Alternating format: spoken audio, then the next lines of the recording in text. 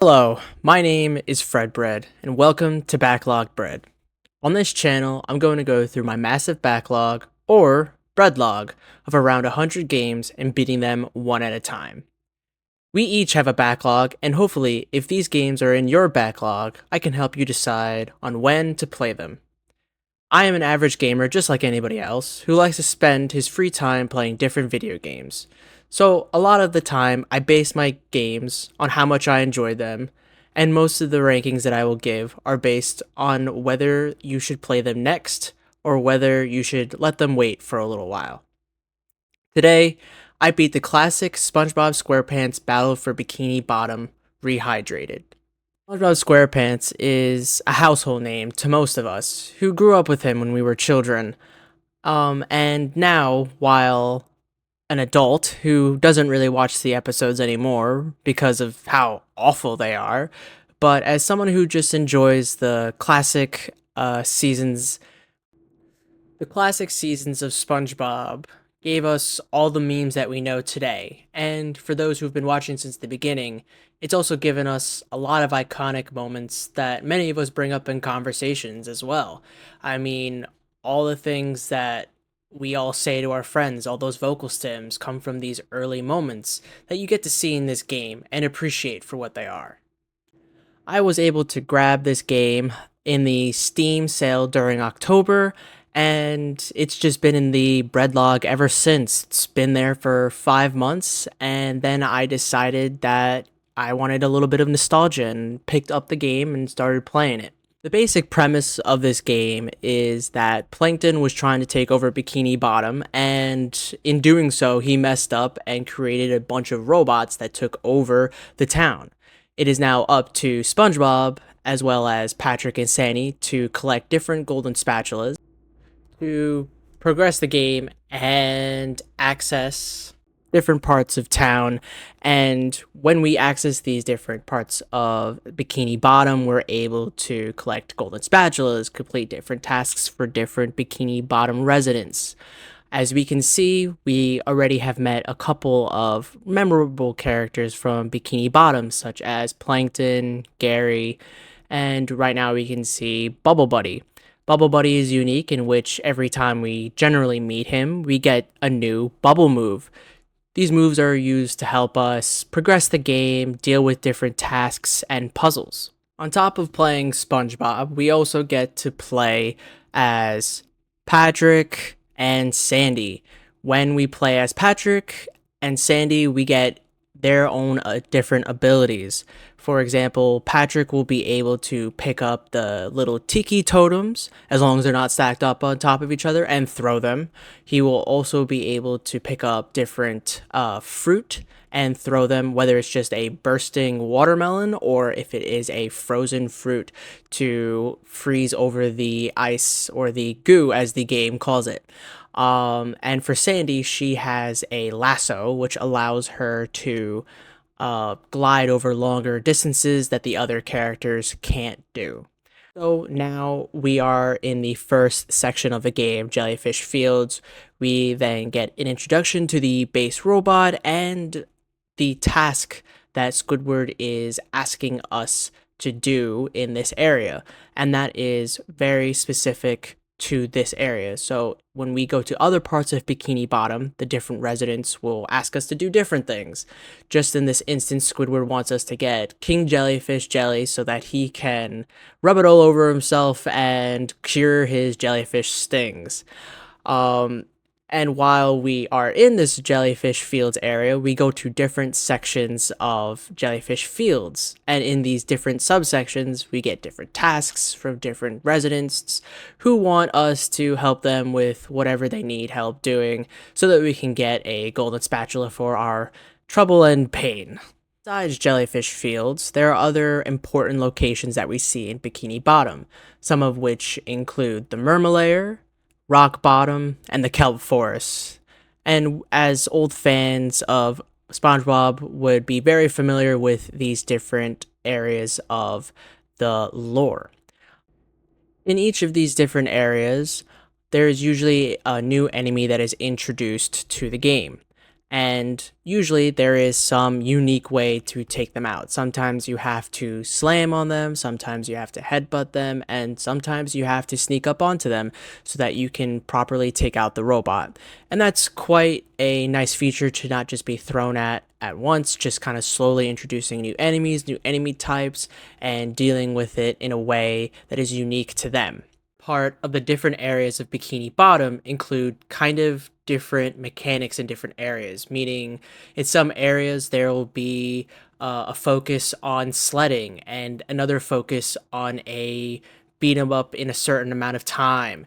So there is a variety as well in area to area in what the player is doing, despite the tasks that are given to the player by the different residents of Bikini Bottom. The game has aged quite well. For instance, the different subsections to the areas have aged in a way that it allows the game to not feel super repetitive at times. For the most part, the game is a collectathon of different items like the golden spatulas and Patrick's socks. But in the different subsections, the game allows us to collect different things so that it doesn't feel like we're just looking for the same things over and over again. Sometimes we'll be looking for steering wheels, and in other cases, we'll be looking for magical gems, and in other cases, we'll be looking for pieces of museum art, or even saving children who are floating away on balloons.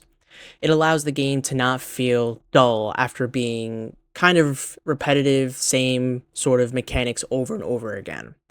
Another part of the game that has aged well, even though it's a remake, is the graphics. They look quite good. They are pretty amazing for a remake, and they're vibrant and colorful and very inviting.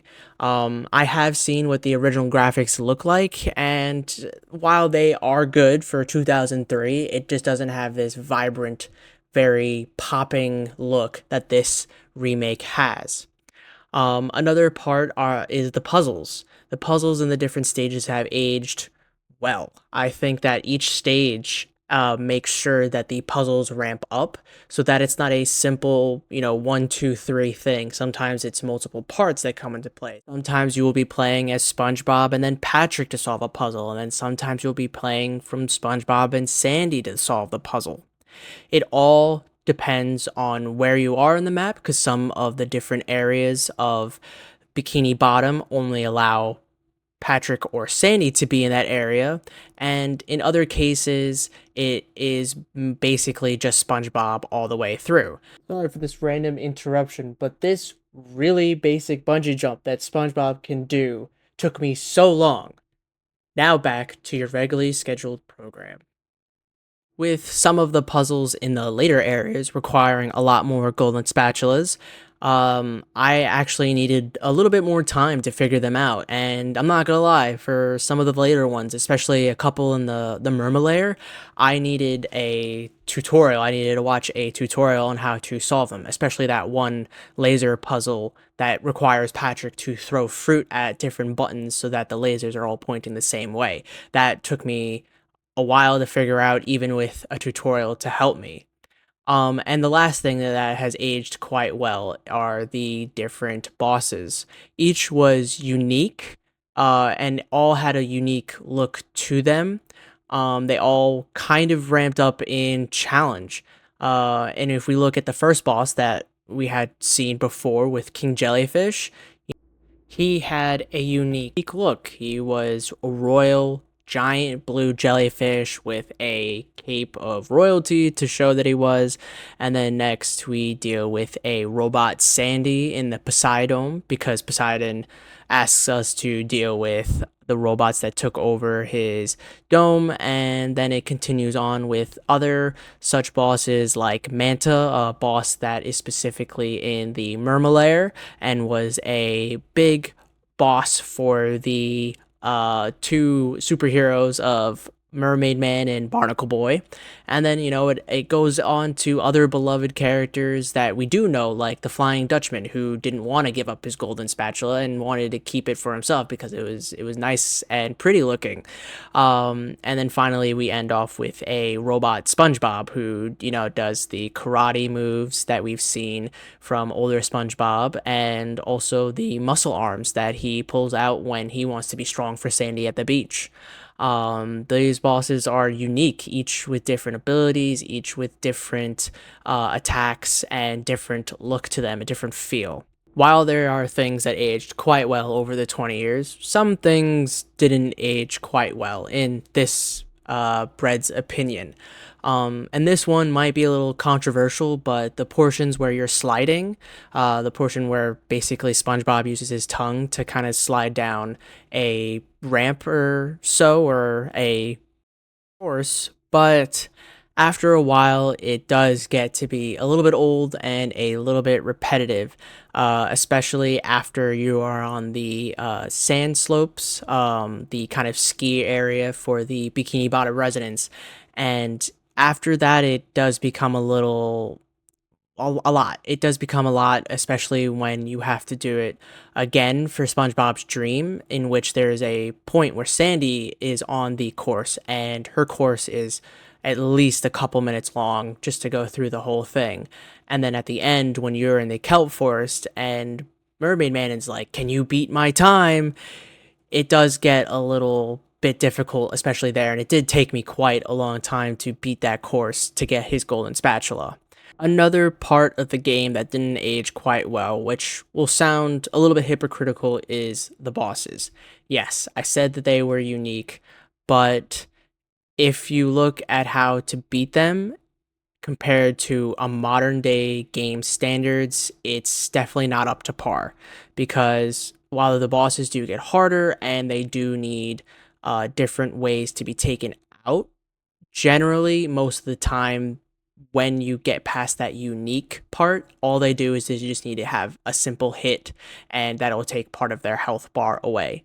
I definitely understand that a game being 20 years old can't rival a modern days game of having different ways to beat a boss, especially if you really think about different games now having many different situations where a boss can almost be avoided, or maybe in an instance there would be a special move or a special hit marker, or even a area for the boss that you could hit and it would deal immense amount of damage. But in this game, it's just kind of figure out the pattern, hit the boss, and eventually it'll go down. Don't get me wrong, it's a good part of the game, but just looking at it from a 2026 perspective and comparing it to games, now, it's definitely going to seem very outdated.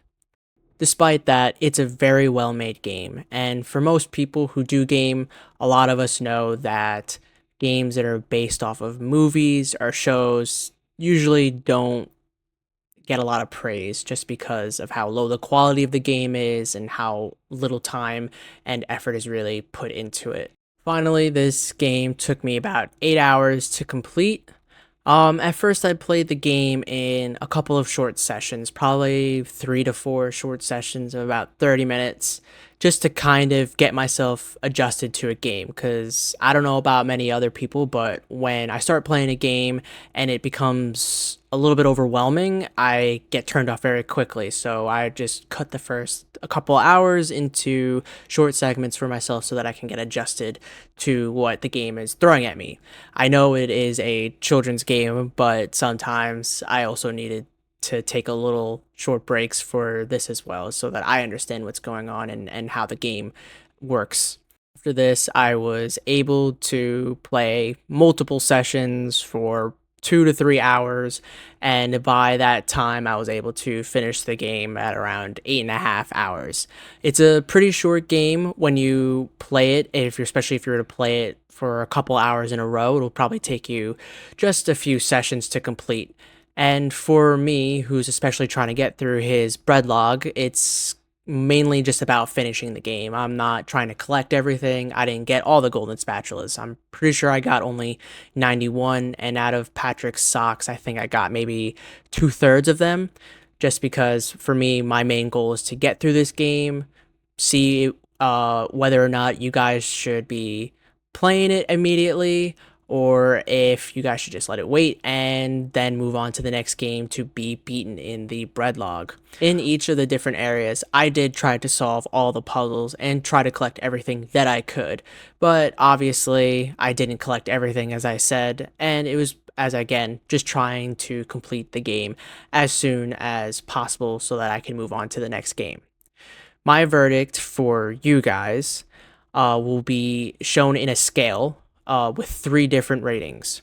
The first is toasted, the second being fresh in the bag, and the third being moldy. The scale is mostly targeted for those who do own this game and have it in their bread log, but it can also be applied to whether or not you should buy this game now, or maybe wait for it to go on sale, or just not buy it at all. So the first being toasted generally means that you should play this game immediately, that this game is well worth it, and that it might just also be a quick game that you can get through and enjoy. The second being fresh in the bag means to play it soon, probably after the next game or two that's in your own bread log. And third and finally is the bread being moldy, which means that the game can continue being in your bread log for a while. For the first game of the bread log, I would like to give Spongebob Squarepants Battle for Bikini Bottom Rehydrated a toasted rating. It is short enough to complete it in a few sessions, so that definitely means that you guys can get this done pretty quick, since time is precious for most of us who are a bit older and working and being adults. And it's also a great pick for those who just miss the nostalgia of old SpongeBob, because there are plenty of Easter eggs, plenty of different references from older SpongeBob that the older fans would love to get a kick from. This is FredBread from Backlogged Bread, and we have completed the first game of the Breadlog. If this video helped you decide that you wanted to beat this Breadlog, then please let me know in the comments below. If you enjoyed the video, please like, comment, and subscribe. The next game that we'll be beating from the Breadlog will be a little bit of a newer game, and one that many people love. That will be BioShock Infinite. Please stay tuned and look out for the next video. The video is over. I just wanted to include a couple of deleted scenes just because a lot of this is new to me, and a lot of the time I messed up, so I thought it was quite funny and I thought everybody might enjoy. This is FredBread from Backlogged Bread, and we have finished the first game of our Breadlog. Hopefully this video has helped you decide on whether or not you want to make this game. Yeah, you're gonna make this game. This has been Backlogged Bread. Nope. Plankton just kind of gives a little bit more of story. Bubble Buddy will do blah blah blah blah blah. There are many different features that have aged quite well, despite the game being over 23 years old, and I voice cracked again.